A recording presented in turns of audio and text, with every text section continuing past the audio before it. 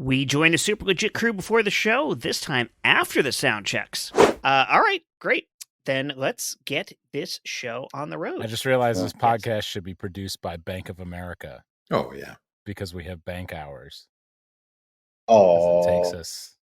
It takes us so many weeks to. Oh, I see. So, Jet, whenever you want to get started, let's go, buddy. Yeah. No, hang on. Let me explain that better. Yes. It's going to be better when I explain it. That was again. I'll listen to your audiobook about it. Yeah. The audiobook of that joke is way better. Yes, you I got agree. it. It's going to be a puppet show coming out. You know, and actually recording that audiobook, In something funny. 3, 2, 1.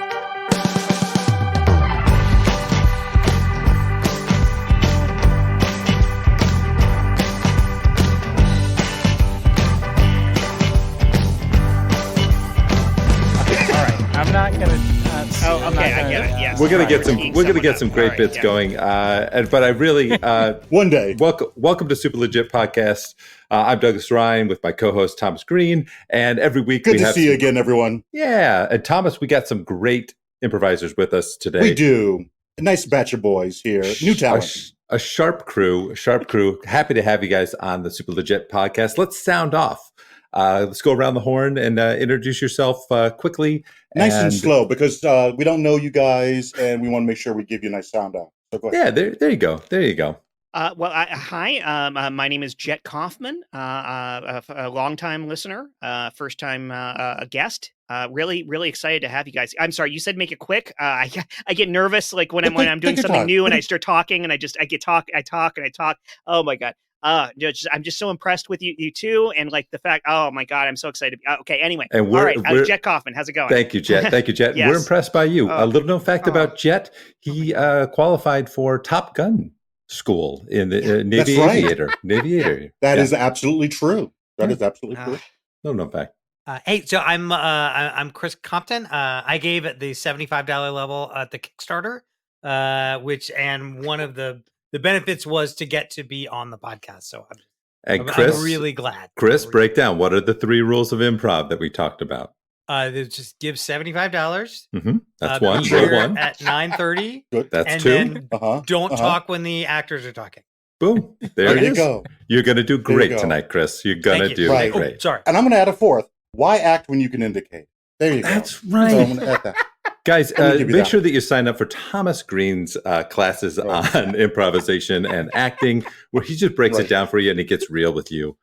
That's just one of the nuggets that you'll get. Right. Class 1, wear a hat. There you go. These are little things that nobody tells you. The gems. How many times have you gone to an audition hatless? Right. Hi, I'm Chris Sanders, and I'm not even going to attempt to add anything intellectual or funny because I'm going to fail.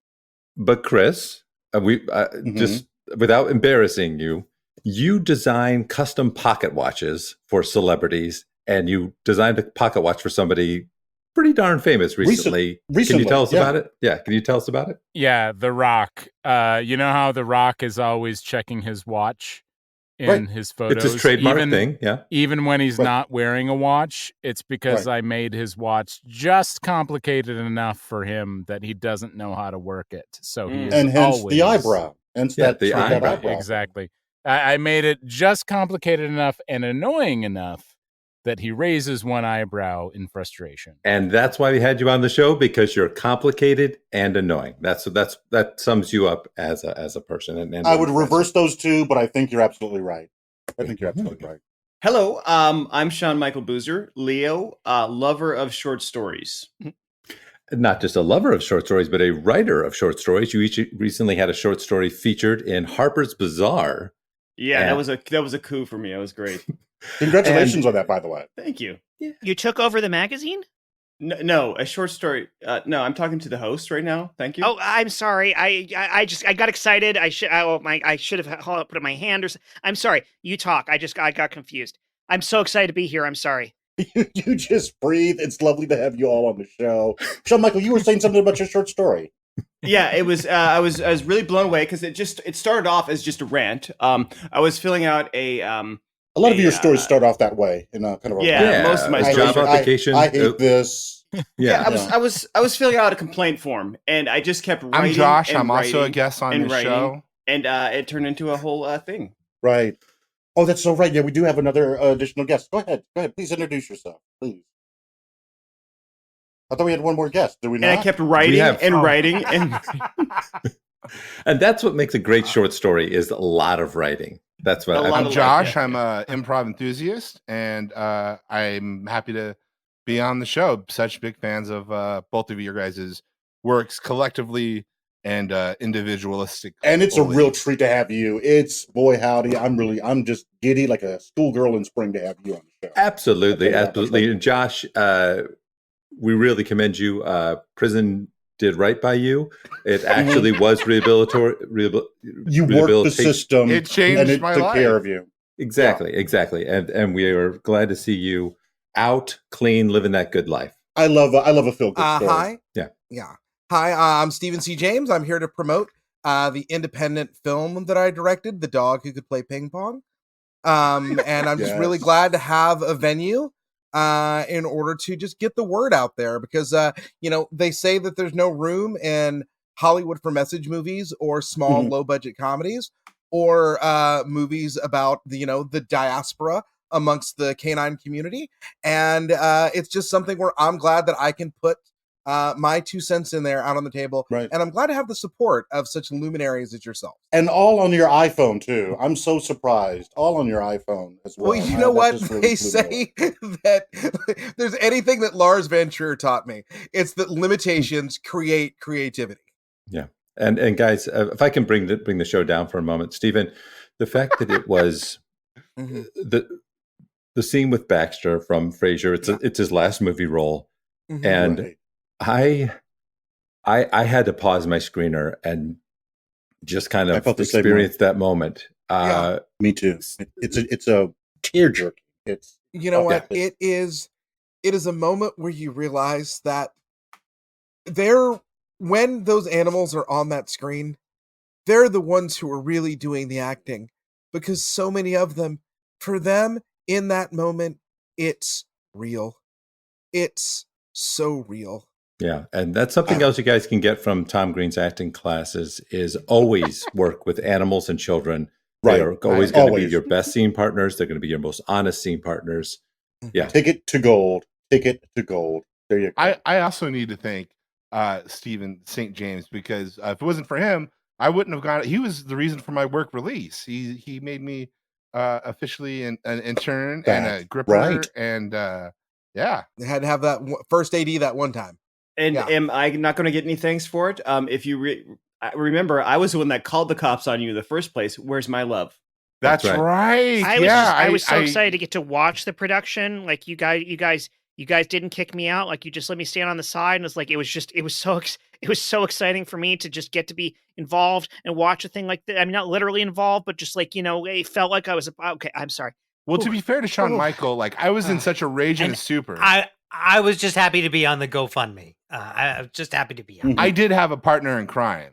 And I just want to make sure that we get... And I have to thank Stephen C. James for every time I try to make a joke, he gives me a discerning head shake no. Now, rounding out our crew tonight, we have the president of Super Legit Productions, who's going to play with us tonight. I think this is the first time, right? This is the first time. This is a first. This is the first time history making. President Heiman has... Hey, hello. Hey. Has descended from yes. Nice to have you here, sir. It's so good to be here. Don't often get the opportunity, meetings all the time, shareholders and, that stuff. It's the important work, but it does, kind of pull you don't get the creative muscles going. Right. So I'm happy to be able to join you all tonight. We appreciate you taking the time. I'm sorry. I have to break in here. I cannot allow the idea of Michael Heiman as president of this show to stand. What? I am putting an end to this intro I game. second it. Right over. It was so much fun, but then you guys just crossed the line right there. At least Fuckatron is grounded. Wait, we've got to temper this a little bit because this for listeners, even regular listeners, this is an earth-shattering moment because of how fantastic that improvised introduction was. Pretty damn good. It was seamless. It might be a new thing that we do. Amazing. I didn't even as a person recording the show I didn't know what was going on for a good portion. That's the mark of quality. Yeah. I had no idea what the hell is going on. You really know when you're doing something great when you don't know what's happening. I was like Homer Simpson with a Far Side cartoon. What's up, Josh? As the actual host of this show, what's up, Josh? Well, see, that's the thing. I helped you become the host, so if you want to put in a new co-host, I think I should be your guy to be your co-host. What do you say? So you're saying as we shake up the format of the show by allowing our guests to intro it so beautifully, by the way, just amazing work until you made that massive misstep of just inflating Michael Heiman's ego way beyond where it should ever be allowed to go. I thought it was maybe a pretty smart move. I think it was, but with that in mind, Josh, you think that means we should re-roll the positions here and consider a new co-host? Yeah, I think we should have definitely a new co-host, and if it's not me, it should definitely not be Michael Heiman. Well, let's think about this real quick here and put this to the person who can make a decision like this. Michael Heiman is the president of Super Legit Productions. Wait, what? Yes. How do you feel about Josh's suggestion? I know it comes from a good place, but unfortunately, I'm just going to have to deny it. Okay. All right. That's improv for you, folks. That's the president of So improv. Michael Hyman remains the co-host of Super Legit. That's another one of my classes. And has been removed as president. Explore and heighten denial. Explore and heighten denial. Yes. That's one of my key rules right there, right from the textbook. You don't get anywhere without stopping. I have that printed on my wall. But there you go. One of these days, that coyote's going to get that Roadrunner, and I will be co-host. All right. Let's get into the classic show proper, as we say. I don't know who says that, but I'm saying it right now. Good job. And let's ask the question of this group. So, what's something you quit that you still feel great about?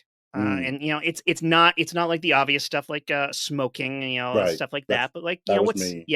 You feel good about quitting it. I feel good about quitting smoking, which I did. Yeah, long time ago. Anyway, sorry. Can I take Josh's role here and just clarify the question? Oh my gosh! Yes, I'll take my jobs. You know what? This must be a real serious clarification for Compton to have. All my clarifications are real. At long last, have you no sense of decency? Are we saying that we still feel great about it even though we quit it, or that we still feel great about quitting? About quitting. Oh, okay, all right. Yes, yes. Yeah, but as usual, the rules are wobbly and people will break them, and I'll probably allow it. Here's one that I'll throw out to the group. Ooh. Let's say about almost 15 years ago, I made a commitment to stop being sentimental about clothing. Meaning throwing out t-shirts. Yeah. The clothes that this outfit reminds me, or these pants remind me of something that I did previously in my life, because they were just taking up space and I wasn't actually using them in my life. They were just in boxes. And so I made a commitment to stop being sentimental about clothing, and it struggles sometimes, but I've committed to it. Cut to my birthday this year. My brother got me entirely too many t-shirts, all connected to points in my life. I'm wearing one of these shirts tonight. One of the t-shirts is a graphic tee of you throwing out clothing. Constantly. So when you made that commitment, was there one piece of clothing that was the hardest one to let go of? Oh, great question. Yes. Yeah. It was I think Appalachian dance ensemble t-shirt.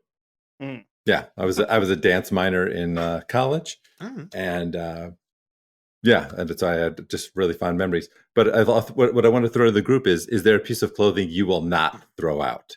Is there a piece of like a jacket, a sweatshirt, an old t-shirt that you're like, nope, that's with me until I die? Because does it have to be clothes? That's a good question. Does it have to be clothes? I mean, yes. Because I have concert tickets. I have concert tickets from like 1998 till present. I try to keep as many of them as possible, for sure. Yeah. I got this phone. I have this phone. It's right over here. It's like it's blue. It's like an old rotary phone, but it's push button. No one's ever going to call me on it. We got cell phones, you know. But I love it. I loved it when I bought it. I'm never going to use it. But I'll be damned if I'm going to throw it away just because I like it. You know, it's a weird attachment I have. I'm looking over it. It's gathering dust right now, and it's never going to ring. You know, but it will. You'll get that job. You'll get that call. Similarly, in the I'm world still of unavailable for that clothing, Blockbuster commercial. I have next to zero attachment to clothes. I haven't personally gone shopping for myself in years. How rich are you? Not at all. I have a very small section of our single closet that my wife and I share, and she probably has 75% of it, and I have 25%. I only have enough clothes for really like if you put together outfits, like I maybe have a week and a half worth of clothes. I have no desire to like. I just need to have something cover my naked body because it's not acceptable in public. Are you looking for volunteers? But despite we'll change that law one day. I think Proposition 332. I think it was my service in the Army that, and especially the infantry that changed that, like that I disassociated from a lot of material things. Despite that, there are still a couple, maybe only one clothing item that I still like. I will not throw away. It is this green hoodie I have now had for close to 15 years. That I got from a thrift store in Chicago. When I shortly after I moved there, back in like 2007 or so, at I'm not going to remember the name. It's something fancy like Shortstock or something close to that. Did you say something fancy like Shortstop? Yeah. A lot of drag queens would go there to get their various costumes for their shows in Boys Town. But it was just this, I think it was $7. It's just this green, not quite lime green, but not really light green hoodie with a zip up that has lasted this long. And I wear it was like the hoodie that I wear both indoors and outdoors everywhere at all times. I think I've worn it in all 50 states because I wore it with the theater company that had me traveling everywhere and in a bunch of different countries. And it's still, I love it. Super. Okay, Phil, just take the advice from me and your other best man, Kevin. You can't possibly wear that 1992 Pearl Jam tour shirt on your wedding day. Yeah, and I'm Kevin. I'm backing that up. What?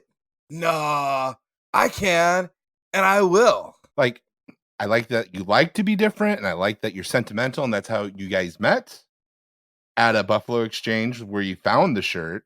Yeah, but I held up the shirt and I said to Teresa, who was behind the counter, right? I said, "Hey, you know what? I'm gonna get this shirt because you're a 10, like the name of this Pearl Jam album." Right.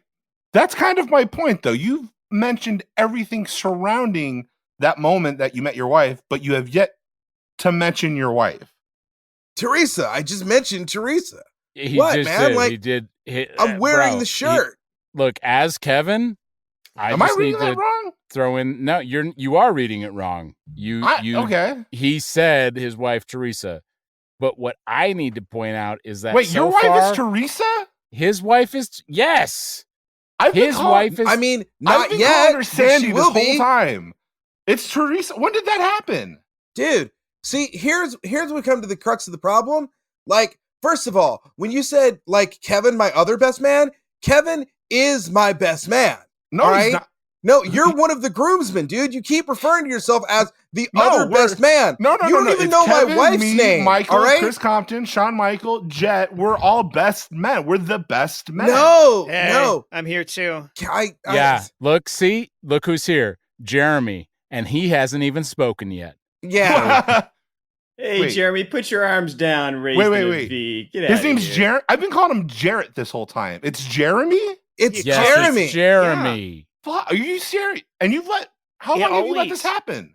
For like 7 years. Like you do this, man. Like you guys are too polite. You get on this tangent about like you know everything, but you don't pay attention. When I'm right, but that's the thing. When you're right, you're right. But hey, bad news, you fucking never been right, bro. And I'm gonna call it Phil. The shirt's badass. It's got a great story. No. Thank you, you Jeremy. Wear the shirt. You wear that shirt up there, and you take pride in that, man. Okay, wait, time out. Let's examine what he's wearing. He's wearing busted ass Converse sneakers. They're vintage. They're vintage. You want to call them busted ass? Wait, do you mean busted ass Converse sneakers that Eddie Vedder wore on that tour? The sneakers that he was wearing when he climbed up on the railing in the Even Flow video? You're wearing those Converse sneakers? Yeah, that's where these Converse are from. And that's what you know, that totally man. Matches if you bother the shirt, to understand the situation and listen to people before you made judgment calls like this. But you're just jumping in all the time and I get that? Throwing out edicts. Is that the right word? I don't know. All right, look, it's as Edith. Kevin, it's Edith. You don't throw around. I'm just gonna have to interject real quick and calm you down, bro. Okay, because enough this with the isn't even your flow, wedding brother. Day. It's his wedding day. Thank you. And Phil and Teresa are getting hitched, and we are here to support them. But Phil, I'm the best man for this wedding. You are right now. You're the wrong man. Okay. Yeah. You're. Wow. I don't know why you can't appreciate Phil's authenticity and just roll with it. This is his wedding, not your wedding. You're not even the best man at the wedding. You were just like me. You're a groomsman. You're a glorified usher, and that's okay. May I introduce the priest for the proceedings this evening, Jim. Thank you, everyone, for being here. I'm Jim Vedder. Get the fuck out. No, this is Eddie's brother. That's Eddie. Right? It's a theme wedding. I am Edward Vedder's half-brother. I'm here today to join Phil and Teresa, hopefully in a lifelong courtship that will produce... Jim. Sorry, Jim. Phil, you got to cut out the guy that knows their names? Come on. And I'm going to cut in here real quick, too, because, like, Spence, dude, like, why did you show up in a fucking tuxedo? Like, all of us are wearing, like, band shirts and stuff.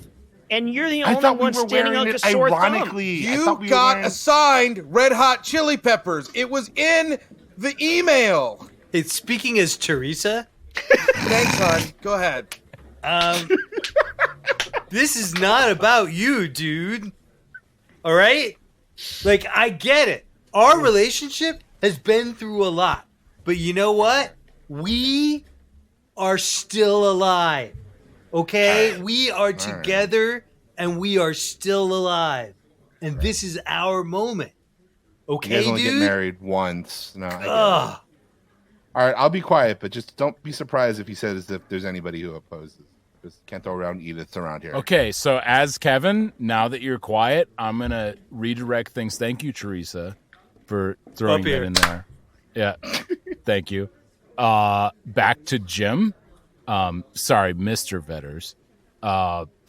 To continue the proceedings so that things can look, because I've got this ring in my pocket and it's burning a hole.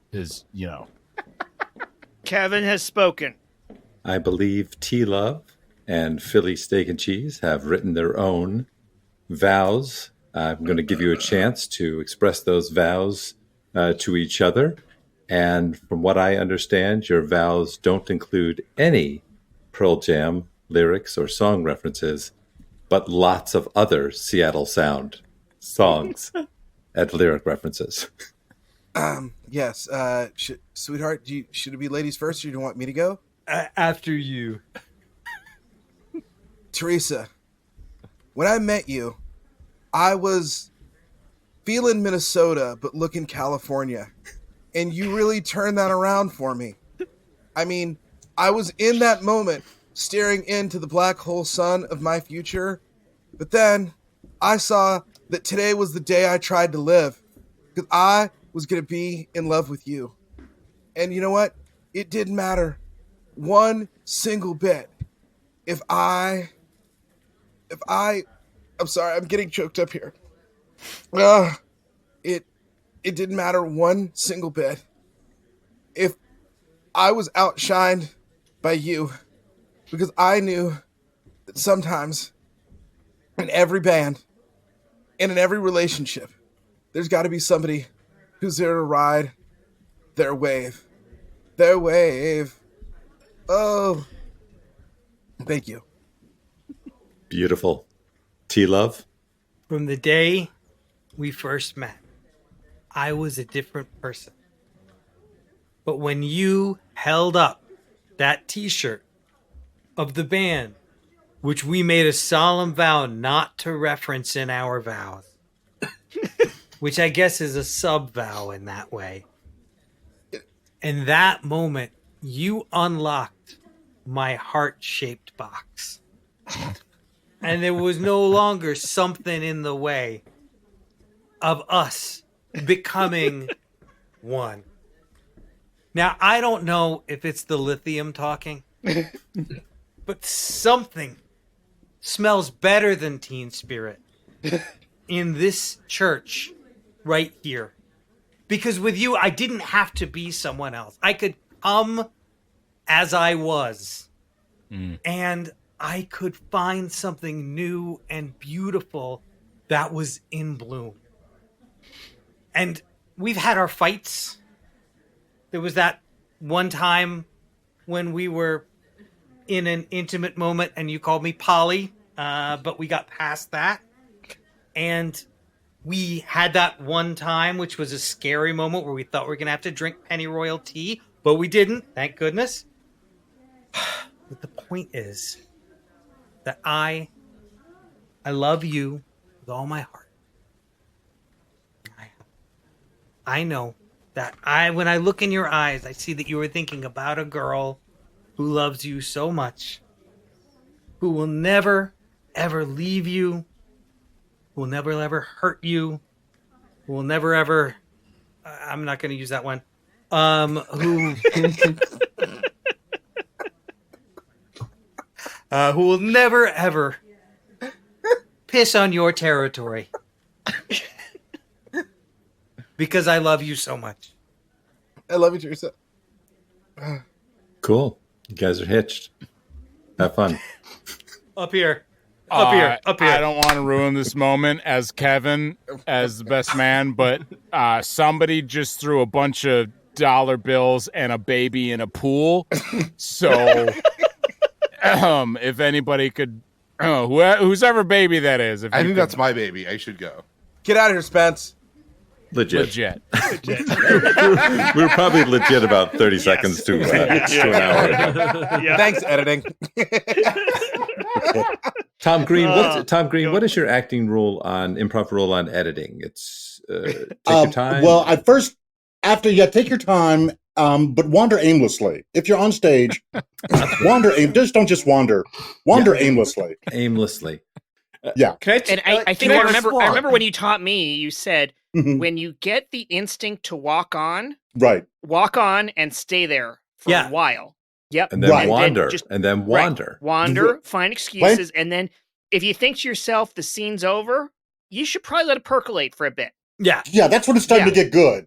So just let it stand for 8 minutes, wander aimlessly, and then maybe think about it in sometime after that. I appreciate your stand and your wander, but my favorite rule of yours is sit on your impulses. Whatever happens, don't do what you feel. Right. Don't do that. Suppress that. The best decision is don't no forward decision. that. Yeah, your feelings will betray you. Yeah. Yes. There you go. I remember your line, feelings aren't funny, so fuck them. Trust your second thought. Hey, Jet, what's the question again this week? Second guess yourself and others. Quit that you still feel great about. Fifth thought, best thought. That was our question, Josh. I actually do have an answer to that question. Indulge in everything you think of and interrupt others. Except for Steven. Yes, Steven. Yeah. Wait, was that about me? But like with what we're talking about, mine is like negative negative self-talk. By the way, that is a crackling visual joke. The audience at home is just loving this bit that you're doing right now, Josh. Especially because the reference is something that happened before the show. Yeah. Despite everyone else's mood, Josh Spence turned his camera up to his fan and left it there. So negative self-talk, right? That thing where you like make a mistake, or even you don't make a mistake, and you're just like, oh, I'm such a fucking idiot, piece of shit, and all that stuff. And just like being mean to myself that way, like thanks to the magic of therapy and a lovely professional doctor lady in Glendale, I was able to like be like, oh, hey, you know what? I can stop doing that because it doesn't help me anymore. And then the real breakthrough was realizing, oh, wait a second. It never helped. It was never a good idea. It was always bad for me. Oh, wait. There was never a time where it was just like, oh, I remember calling myself a piece of shit. That really got me motivated. It really changed my life around. Yeah. That will From serve that you moment on, forever. I started doing everything correct. Yeah, Because but you sell it to yourself as tough love, and the truth is, exactly, you're just being mean to yourself, and you're undermining your own success. Absolutely. Yes, but what the worst part about it is you do it, and then you immediately realize that it's pointless and that it's not helping you. But then you fucking do it again. Or then you're mad at yourself because of that. I've trained myself out of it because my brain will start, and instead of going into the spiral, it'll get to say something negative, and then I'll be like, hold on, I know what you're doing here, brain. No, that's not going to help. And then it's like, okay, but what can be the next thing that I do? I like that your brain is like a racist cab driver. You're just like, okay, I know who you are. I am out of this situation. It's like, you're gonna keep driving. You know what? I can walk. Well, but wait, what did you do? How did you train your brain to interrupt that? And I'm not taking notes or anything right now because mine will. It's taken so long to get to like. All I've been able to do is delay it. I guess that's what I'll say. It started off with, if anybody said the kind of things that I say about myself to my wife or my child, how would I react? And I was just like, that person would no longer be in my life. And I would no longer you guys are some of my favorite people on the entire planet. If any of you kind of said the kind of stuff that I would say about myself in my head, about like any member of my family, I'd be like, fuck you, this relationship is done. Right. But then I was saying that about myself like all the time. And so it was realizing that it's like, okay, so number one, if I'm going to love and care for myself, I can't talk to myself that way. And then when it comes up, I say like, okay, I can't talk to myself that way. And instead I can think, instead of spending the time doing that, what's the thing that I could be doing that would be better? It's basically like if somebody's giving you notes on a script, and they're like, well, it's shitty. And you're like, okay, well, what can I do to improve it? And they're like, well, it's shitty. And you're like, all right, come on, you're not helping here. Right. So it's like, I kind of give myself the note of like, all right, well, what's the next thing that I can do that could actually improve this situation? That's so much more valuable than any other therapeutic advice I've been given in the last several years. Well, you can pay for half of my next therapy session because I can't even take full credit for it. Super. Writer's Room. So good to have everybody here for the first day of the Life We Love. Life We Love. Guys, this is going to be a really fun show. And we got to break a season here, guys. We got to break the season starting today. Life We Love. It is my personal story. It is the story of me and my dad and my son. So it's kind of like this 3 generations of men coming to grips with what life is. And so like 2.5 men, basically. Yeah, but it's my life, though, you know. So Jerry is. And we need Jerry's we our also need co-showrunner, but yeah, co-showrunner. That's good. But we also need a funny woman to clean up everything. So I just wanted to put that in there. Oh, that's a great idea. I love that. Write that down. Yeah. Nice. Somebody jot down. Also, clean up woman. We generally need funny woman to clean up everything. Yeah. Okay. Cool. And then obviously you always need you need either the monkey or the robot. It's one or the other. You can't have both in the show, but one can fit the other. I got it. Robotic monkey. I was thinking, how about Alien? You know, it's 2023, guys. Alien. Alien's been done. Alien's been done. Monkey's been done. Robots from been done. Alpha Centauri.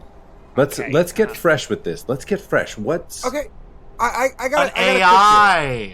Will Smith playing a robotic monkey from Alpha Centauri. Yeah. Oh my God, this is so much better than even your original pitch. I'm so glad we got all these coming guys together so quickly. Yeah. This is why we have a writer's room, and so all of our ideas can come together like this. The network did not like the pitch. They bought it just because of a legal issue with me and some other. So guys, we have to. We're ground zero with this. They did not like the pitch. It's a bit of a fixer-upper, yeah. They said this pitch is shitty. I need to involve the Twin Towers in this. You said ground zero. I'm just taking notes. I think that now that's smart. Now, could the Twin Towers be the wacky neighbors? You know, a lot of times they say that New York is like a character. Yeah, like Mr. Mr. and Mrs. Tower. And they can constantly kind of wink at the camera about, events that might have destroyed them. It's like, oh my gosh, I feel like this relationship is just crumbling. And all the audience is going to laugh because they know. Okay. Will Smith playing a monkey against things. And then the Twin Tower neighbors. I got it all down. That's a great pitch. That reminds me of something we would have done at the Lampoon because I went to Harvard. Right. Yeah. Right. Did anyone know he went to Harvard? Was anyone aware of that today? He's got a Harvard shirt on. We all know he went to Harvard. Yeah, that's what I thought. On his But chest. he had not mentioned it in at least 10 minutes. Yeah, you had covered your mouth with your Harvard mug as you said. I know I'm just a note taker, but I just want to stress you guys are maybe getting a little too into working class type people, and Hollywood is not into that. So maybe make it a little more entitled. Of a note taker in a writer's room. People love a Hollywood story. That's fresh. Yeah. Also, is the family like a dynasty? Like, is the son a billionaire off of the multimillionaire father, off of the millionaire grandfather? Because I feel like that's something people can connect with. Yeah, like a robber baron thread. Yes, that really connects to. Just building on the shoulders of giants. Are huge right now. Yeah, old money. What about a big Nepo baby show? Yeah. I agree with this, even though I've heard this phrase and know nothing about what it means. Now that we have a robot alien monkey, the Twin played Towers, by Will Smith, and the Nepo baby, I have the notes. Do we need the dad? Can we cut the dad? We might not need the dad. Yeah. Cutting the dad. Here's the pitch. What if the dad was global starvation, like a food shortage, as like a metaphor? But we put an actual character in that plays. I'll have the producers check if Joaquin Phoenix is available. Yeah, and he just comes in and he takes people's food away from them during the show. Yeah, I like it. It sends a good message about body image. It really does. Stop eating. It feels really. You're probably fat. Yeah. Cambridge approved. Jerry, I'm Jerry as the showrunner. I just want to say I think we've done fantastic work here today. And I think most of it is predicated on me and my presence here. I know I didn't say a lot or but I feel like my energies have really helped synergize. You got some blow in your nose. You got some blow in your nose. Oh, okay. I'll be right back. Excuse me, Neil guys. Younging. Careful. When Jerry speaks, he speaks intelligently and brilliantly, and everyone listens. Just taking notes. And I'm back. How many episodes do we have written now? We're in the Bible phase. Yeah, we're now. just early Bible. Yes. Oh, hey, yes. let's stay Old away Testament. from religion. Let's stay away from religion. Oh, yeah, I think the episodes are pretty much going to write themselves. I mean, we once we have the cast, it's going to be like, all right, we do one at the farm, we do one at the office, we do one at the town fair. Have we considered just having the show improvised and save ourselves the trouble? We just get the right cast in there. We throw them in the location. We just go home and we rake in the cash and don't put in the work. As a member of the Writers Guild, I have to endorse this idea. I really think this is... Well, that's what I've been out all the doing note already. pages and just writing, take your pick. Yeah, I love that. I enjoy if we have it improvised, we still get credit for it, right? It's one of those things where we just bring in some pages, but then we say, hey, why don't you just do one as the character, and then we just keep that one because it's going to be funny? Yeah, and what's wild is that the real story gets developed by the editors, but they don't get credit as writers. We get to keep all that for ourselves. It's beautiful. It really is that Harvard model. You can't fail out of Harvard. You can't fail out of Hollywood. Is that the Harvard model? Can you confirm? You know, I remember hearing that because I went there. Okay, yeah, okay. Legit. Hey, Michael Heiman, I think you have lined up a sponsor for this show, which is wonderful. I love it when Definitely you do. Definitely did. Definitely have one. That really sounded like you didn't have one. No. He will. I know it sounds like that every week, but it definitely is real. Yeah. That's the school teacher in me. You sounded a little bit too like, you don't have your homework. But I do. Definitely finished it. Yep. Show your workings all the time. Yeah, the 1 decibel too loud. I'm glad you asked me. All right, here it is. Hey there. Where do you think that extra arm came from? Well, guess what? It's Surprise Libs. Surprise! We're here to deliver you extra appendages for all the times when you need them. You're sitting at the dinner table and think you don't have an extra hand? There's that hand. You're getting your pants on, you're like, I need to fill my legs with my pant legs with extra legs. Here they are. It's a monthly subscription service, Surprise Libs. And it's the surprise subscription service that you didn't know you wanted, but you definitely do. The libs you receive are going to be generally the most used ones. Your hands, your arms, your legs. But sometimes they'll be a little less known. Other appendages. What are they? They're mostly identifiable. If you upgrade, you can get our celebrity subscription service, where you'll get surprise libs from celebrities such as Dak Shepard and others. For a limited time only. Sign up for surprise libs, and they'll come to your door when you least expect it. Wow.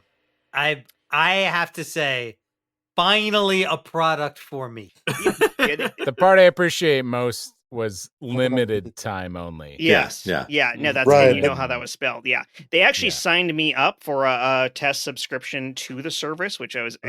What was wild is that the box walked directly up to the door itself, with the legs attached to the bottom. That was a nice touch. I got the out on a limb box as a gift from somebody, and it had 3 noses in it, and I was like, I don't think that's really a limb.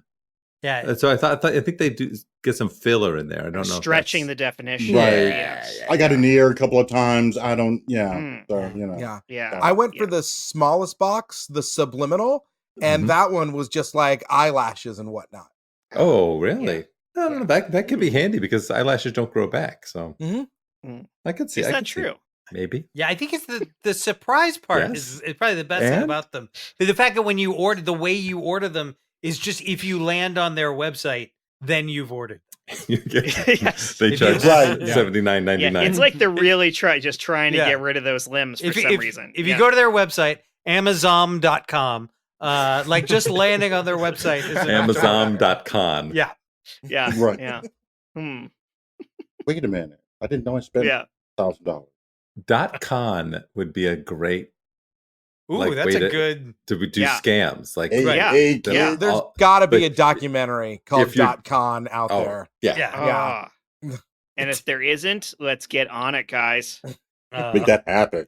Who's got something else that they put aside and they feel really good about something they like something I had the idea roughly was like maybe there was a job that you quit or like something that's like it was hard, it was like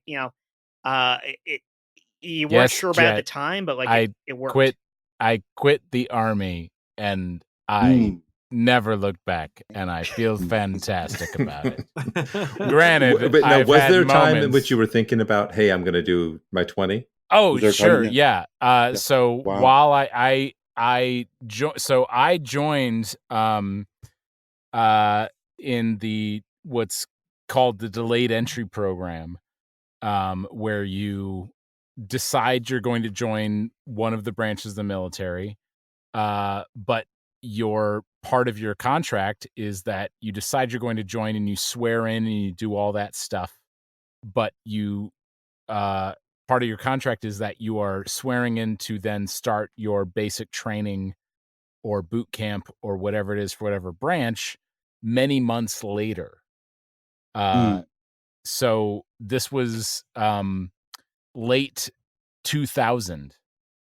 It was November of 2000 that I went to the MEPS station. MEPS is an acronym for something. There's thousands, probably millions of acronyms in our government and military that mean many different things, and that's how they communicate. And I don't remember even an eighth of them. It's not important. I decided to join in late 2000 because just at the time I had started college at Western Michigan University, and I didn't have any family money or any other money of any kind other than what I had in savings. So I only barely had enough for my first semester, and the Army recruiter called at the right time. And the second he called, I was sitting on my couch eating a bag of potato chips while my dad was mowing the lawn. And the guy just said, "Do you need money for college?" And I was like, "I do." Now, can I ask you a question real quick? Yeah. I'm sorry. So what if the Air Force called you or the Navy called you? I mean, it's just so meaning to say that you're willing to. How can I put it? You dedicate yourself to. Does it work that you dedicate yourself to military service, and then a branch will then contact you? Right? Yeah, I see what you're saying. No, yeah. So it's not like one specific branch calls you. It's just that a military recruiter calls you and kind of presents the opportunity for you to the military join just the military in general. So when they present that opportunity to you, you have several options. It is the one I took, which was, hey, let me come by and talk to you and your parents about what the Army can do for you. Or it's, why don't you come by to a recruiting station where every branch is represented and you can kind of talk to everybody. You have options at that point. I allowed the Army recruiter to come talk to me, and this is peacetime. His whole spiel was that he was in Bosnia and he was a tanker who was in a guard tower, and he gave me a really wonderful story about how at one point while in Bosnia on a guard shift, somebody came up the tower and he had to dive horizontally and hold his 9mm, two of them. I've seen this movie. Like a Michael Bay movie. Yeah. It was dusk. It got me, it sold me enough to then go to MEPS, which is Military Entrance Processing Station, where you then take this aptitude test, which is really just a dumbed down ACT to determine like what it's the base reading level in the military is 7th grade. That's higher than the New York Times. Yeah, so you can base military reading, math, any other skill at that level. You take that test, and then you get your aggregate score from that test, and then you talk to a career counselor to decide like what job you can have in which branch. I wanted to fly helicopters, and the career counselor told me, "Oh, you can only do that if you have uncorrected 20/20 vision," because at the time I wore glasses because I was very visually impaired. And I believed him. Total lie. You can have corrected 20/20 vision. Oh. So then he said, what do you want to do instead of that? And I said, well, then I guess I'd want to drive a tank. And he said, well, you're too tall. Think about it. The inside of a tank is very small. You're 6'4". You're too tall. I believed him. That's also incorrect. Wow. Oh what many years Oh. Yeah, many years later I found out that what he was doing is his job steering is you toward to where there was an opening that he needed to exactly. fill. His job is to steer you to where the military needs you. You could have been flying tanks. I could have been flying tanks. Exactly. So, that it was already a long story to that point. There's so much more story. So to shorten it, I ended up in the infantry in the Army because of all that. And I did 4.5 years because I was in combat in Afghanistan and wasn't able to get out when I was supposed to get out.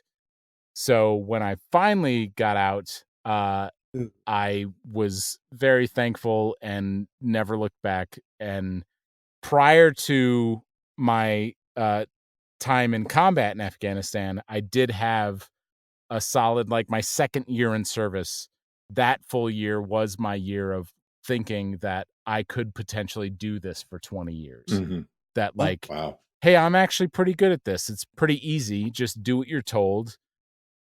When they say run, stay in just follow orders, decent physical shape, and just follow orders. And I did that, and I was pretty good. But by year 3, I realized that there wasn't a lot of social mobility. There wasn't a lot of upward mobility. Even when you do gain rank, and I gained rank pretty quickly, you just actually from the last episode that Douglas was in, the freedom thing that SMB you really latched onto of all you've realized you've done is gone from a smaller box into a little bit larger box. And that you really don't have much control at all. You thought you would have so much more control being a slightly higher rank than you were, and you really have none. And there are just devious people pulling all the strings, and you never have any control. So if I could ask a follow-up question on that, when you said even though you rose in rank, you didn't rise for real, was it like title only type thing? No. I mean, like when you transition from just a basic private to an E4 like specialist, or even an E5 like a sergeant, yes, you do gain more responsibility, but you don't gain any more control, if that makes sense. But how about that sweet cash? There's no more cash. So you said when you left, you never looked back. Is there anything, thinking back now, that you do miss from that time? Yeah. The feeling of just blowing up inanimate objects is incomparable and indescribable. It is. Also, if you don't mind me saying, the reason why you keep that green sweatshirt is because you look great in green, and you miss it. It's you trying to hang on to it. That you're reconnecting. You're reconnecting with your green, man. Yes. To you, it's easy being green.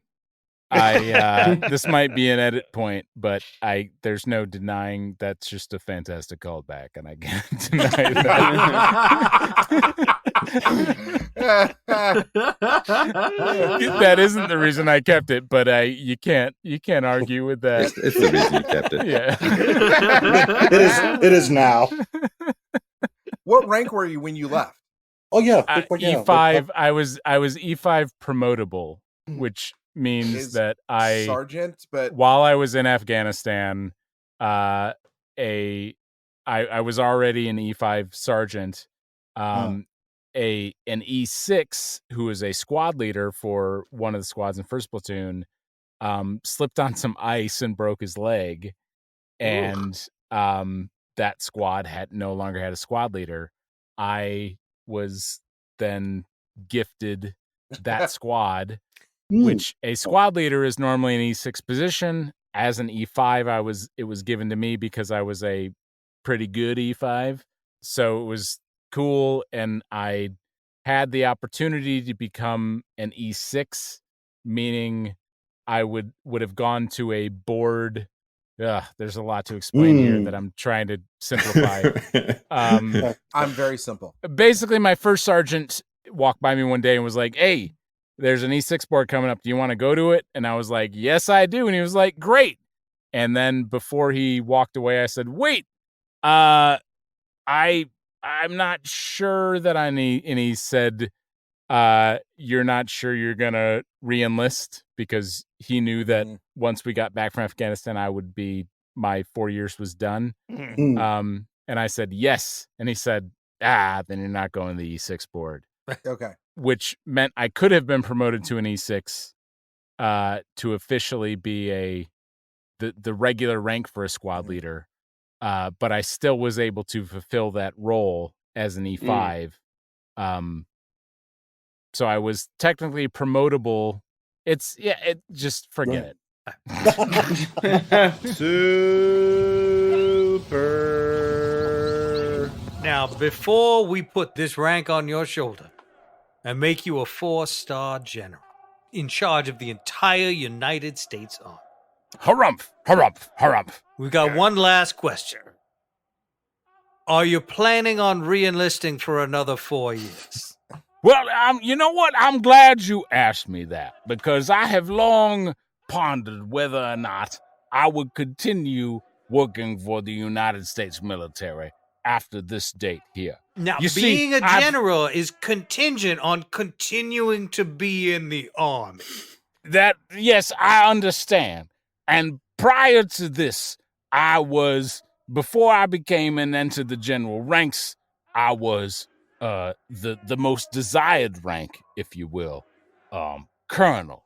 I was a colonel for the United States military, for the Army. Full bird colonel, that's right. I was a full bird colonel because all I ever did was fry the full birds, if you know what I mean. I'm not trying to get too specific. Up here. That's right.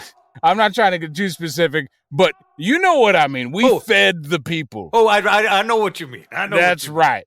So when you're asking if I will continue my service as a 4-star general, you know, it goes back to my childhood. Oh, all right. You see, it seems like it would be a yes or no question. Just say. But go on. It is not. If you know my history, you know, when I was a colonel, people used to ask, "Are you sure you can serve fried chicken all across America?" And I would say, yes. Now, was this as a colonel? Were you in charge of perhaps 16 secret herbs and spices? Is that what you were telling me? Oh no, okay. That's what the media would let you believe. I cannot abide this. You may not walk away. You are staying in this military. I, your Burger King, decree it. I can't accept that, my lord. Derry, get in here! Derry, yes, Your Majesty! Get in here! Yes, Your Majesty! What is it, sir? Look in the face of my lovely wife, Dairy Queen, and you tell her, Colonel Sanders, that you are leaving. Look into that beautiful face and tell her. My most beautiful and commanding mistress, you know I love you, and you know I respect you.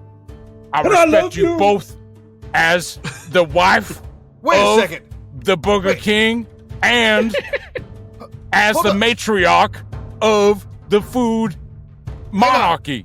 You two are a little bit too cozy. Is there a Lancelot, Guinevere, King Arthur thing going on here that I'm not picking up on? Whatever do you mean? Welcome, Colonel Sanders and Dairy Queen. We'll get you out of this town, and we appreciate you coming through our network. I know we are just but a lowly Pizza Hut, and you must be more used to more grander surroundings, but it's the best pizza. And for this special moment in your life, we've brought Reverend Jim here to marry you. I know it's not technically a legal marriage. You're still married to Burger King, but Jim Vedder will be happy to do the honors. And I'd just like to say how wonderful it is that you've decided to hold this wedding in our beautiful White Castle. So lovely. We only thought it was fitting, as the two of you are hoping to slide away into the next phase of your life. I'm gonna cry. I'm gonna cry too, but it's tears of grease because, the chicken and whatnot. Of course, sweetheart. And I'm told that the two of you have written your own vows and that you will not be using any lyrics from any Seattle bands, but you'll be only using the lyrics and songs of Southern California bands for your vows. Please, whichever one of you wants to go first, go ahead. I'll go first. You are my pink champagne on ice. You are the protector of this steely beast. You stab them with their knife and keep me safe. You are my Hotel California, my home, my heart, my mirth, my love. I got grease in my eye. I'm sorry, baby. That's because I'm tearing up from that wonderful distribution of love. But the way that you gave it away now, I have to say that no, we do not use red hot chili peppers in any of our recipes because we rage against the machine of traditional spices and herbs for any chicken or any other meat for that matter. Because we have found freedom and we wake up every day to serve fried chicken and any other kind of fast food. And any other kind of fast food to the public. Somebody once told me, take your time, sweetheart. The world is gonna roll me in spider webs on a Sunday morning. You're such a My mama said saying ain't so. Take your time. But only in our dreams do you and I experience a holiday of love because you are the sweet child of mine. Nothing has ever been more succinct and true and honest. It's almost a representation of what our military is all about. Oh, is that what we were talking about? Legit. Yeah. Well, I don't think it can get any more legit than that. No. So I am going to call this wonderful episode to a close. And I can do that as the actual host. Heiman, as the not president of this podcast, can you bring it home? Thank you as always to Matt Walker for our intro and outro music. This episode was hosted and edited by Jet Kaufman, co-edited and produced by Christian Heffley, and co-hosted by me, Michael Heiman, your president. Every scene you heard today was improvised on the spot, along with some of the ads with only a light touch of editing for your comfort. If you're loving what we're doing, pause real quick and write a 5-star review before you close your app, and please tell your friends about us. Tonight's cast included Sean Michael Boozer, Colonel Chris Sanders, Chris Compton, Stephen C. James, Josh Spence, and our very special returning champion guests, Thomas Greene and Douglas Sarine. Guys, you got anything you wanna plug, talk about? We're definitely going to have all of you back on the show. Yeah, absolutely. We're going to pencil you in. I've made another Kickstarter donation. Yeah, I got nothing. All right. And as the one and true host of this podcast, I do declare this episode recorded. Legit. I don't believe anything's on. Oh, my time.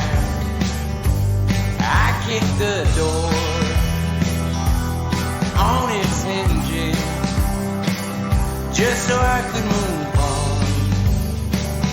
Oh,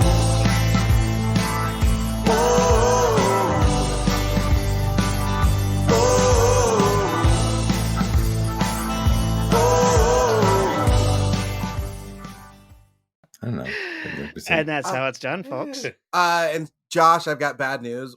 I've been pulling for you. We were not able to get the votes to make you speaker of the podcast. We've gone through several. Let's try again. Let's try again. Yeah, Just Let's give it another round. Let's give it another co-host round. was taken. You'd be 15th third in time is a line charm. for being You know, host. once we got to 69, and I said nice. I just want to leave it at 69. Yeah. Yeah, and that actually lost you 4 votes. Yes.